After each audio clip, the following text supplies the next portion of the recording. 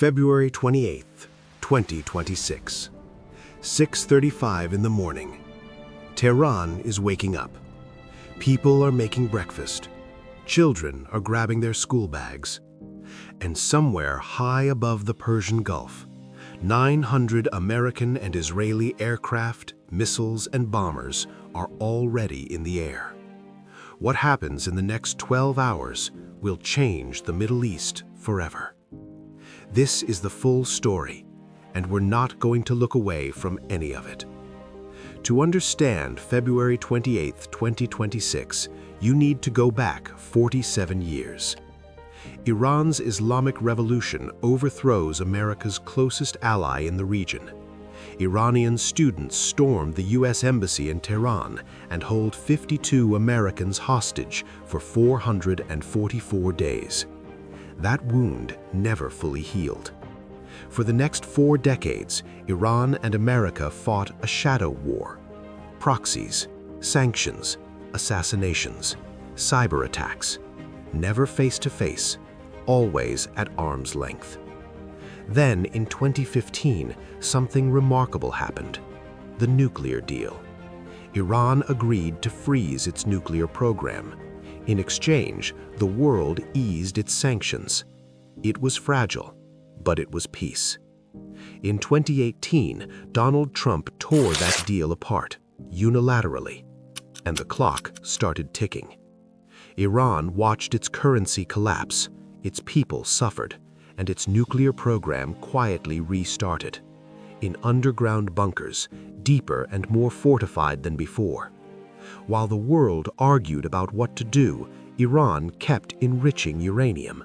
But before the bombs fell on Iran from outside, a fire was already burning inside.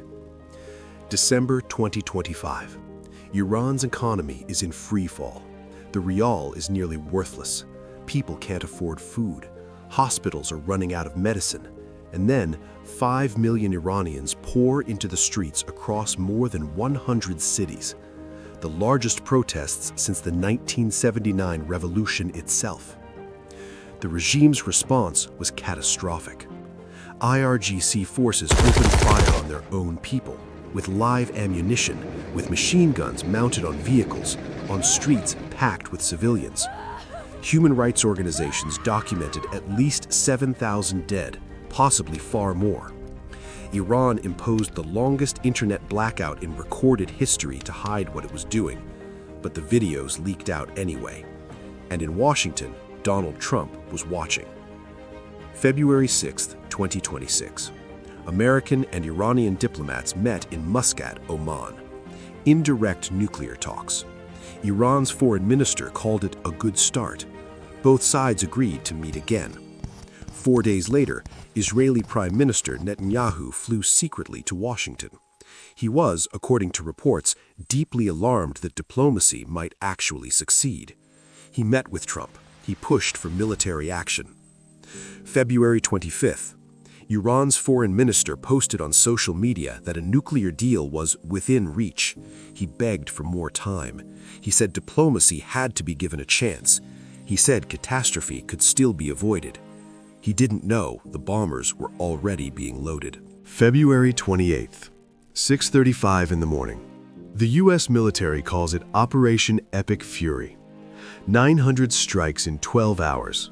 B-2 stealth bombers, B-52s, Tomahawk missiles fired from warships in the Persian Gulf. Every major Iranian military installation, air defense system, and missile site targeted simultaneously.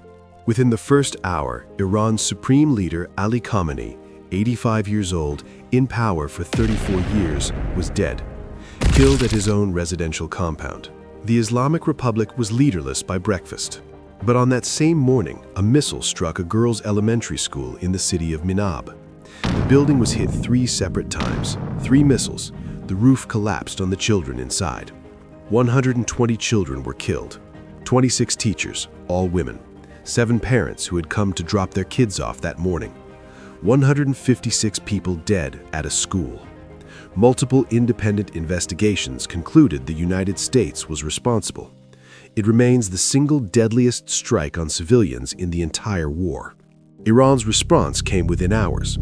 Hundreds of ballistic missiles, thousands of drones, launched toward Israel, toward U.S. military bases across Bahrain, Kuwait, Qatar, Saudi Arabia, and the UAE. U.S. embassies struck.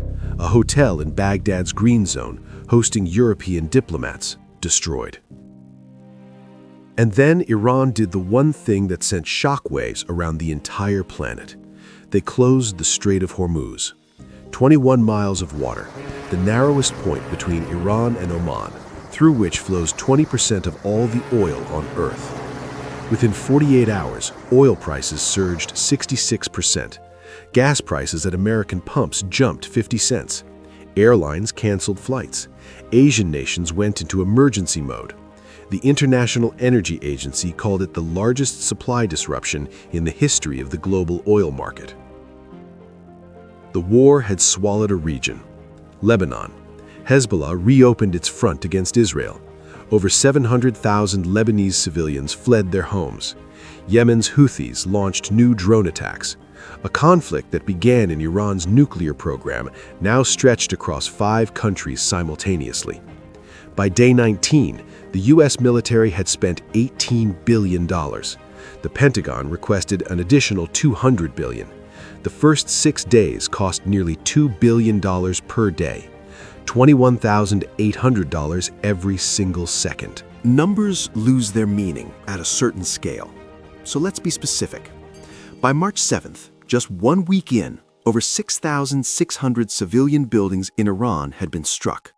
5,500 of them were people's homes, 14 medical centers, 65 schools. At least 1,665 Iranian civilians were confirmed dead, 244 of them children. Human rights monitors noted that 15% of all casualties in the entire war were under the age of 18. In Lebanon, a country that didn't choose this war, more than 2,000 people were killed by Israeli airstrikes, over 1 million displaced, cities emptied overnight.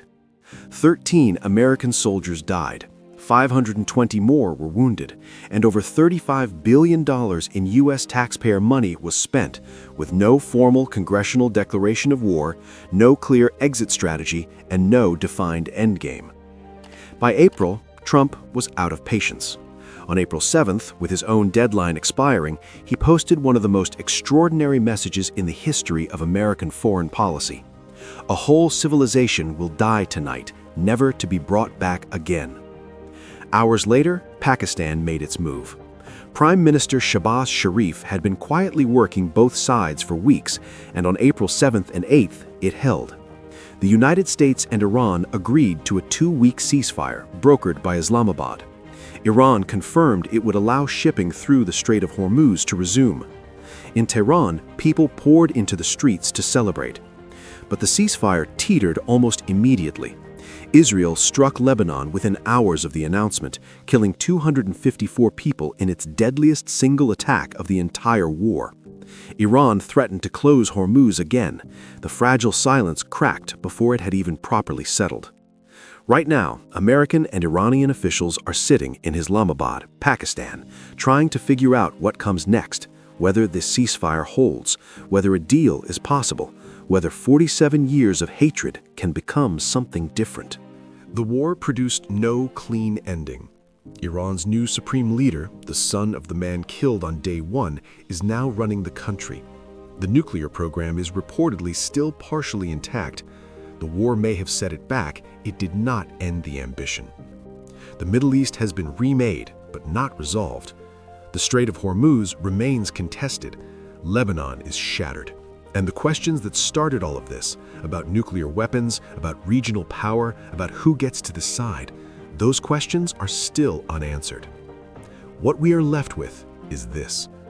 The people who paid the highest price, 120 children in a school in Manab, families in the streets of Beirut, ordinary Iranians who wanted nothing more than to live, they didn't start this war. They didn't vote for it, and they couldn't stop it. That is what 40 days looks like. That is what power looks like when it moves faster than wisdom can follow. And that is what we owe it to the dead to remember, clearly, completely, and without looking away. If this documentary gave you something, share it with someone who needs the full story, not the headline, the story. Subscribe for more long-form documentaries on the events that are defining our world. And tell me in the comments, what do you think happens next?